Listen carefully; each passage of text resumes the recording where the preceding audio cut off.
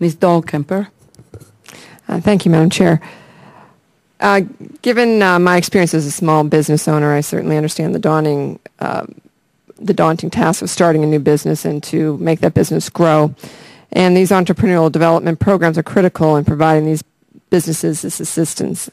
I do have a couple questions for a few of you. Mr. Haig, what effect would the proposed legislation do to strengthen entrepreneurial development programs have on our local economies? Do you have any sense of that in terms of do these small businesses use of other locales for their workforce, for technologies, other needs? Well, clearly, if you strengthen the assistance to the small businesses and provide them the tools to be able to effectively develop their business, hire employees, that's going to have a positive effect on the local economy. The other thing that I'd like to point out on that is locally owned businesses have a disproportionate effect on the economy, as the local economy, as opposed to businesses that are headquartered outside of the locality and taking capital away from the business or the economy in that specific area. There have been numerous studies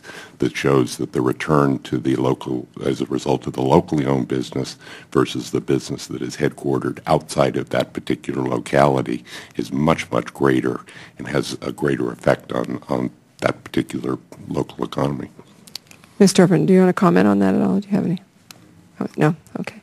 Mr. Brown, you showed your map, and there was, I think there was 5 locations for your Veterans Business Outreach Centers, one of them in my state of Pennsylvania, but it's still an hour drive from my district, and obviously the whole western part of the country, I think from your viewing of your map, looked pretty empty. So what do we need to do to make sure, first of all, with this legislation, make these centers more accessible, and if not, how do we need to change that, and also what do you see as the needs going into the future here? Thank you for the question, Congresswoman.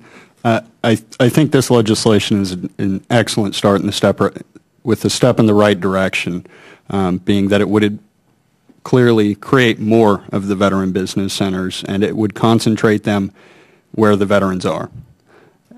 By basing a priority of application for the centers that have a higher than the median for the respective veterans, veterans at large, and then OEF, OIF veterans specifically.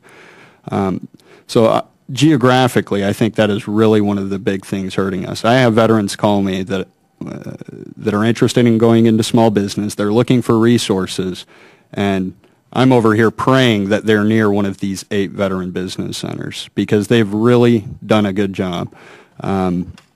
So I think it's a step in the right direction. I think what we're looking to do is duplicate something that's working, which is, I think, a good way to start. And does that answer your question? Yes, thank you. Sorry, thank you. Ms. Dorfman, in 2004 survey, members of the National Association of Women Business Owners cited as their top concerns business marketing and business growth. How can the legislation that we're looking at assist women-owned firms in expanding their market despite the current economic downturn?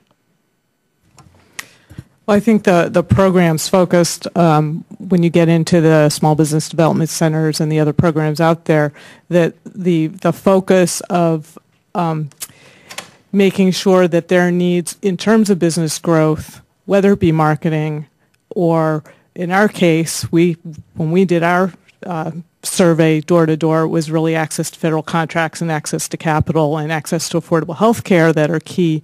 And all these components, I think, start that process. I think what we want to make sure that has happened, that there is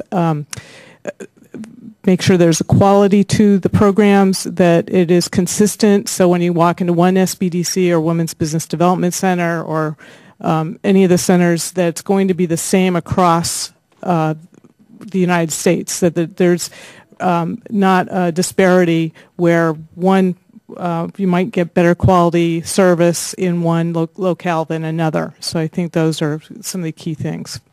Thank you. I yield back.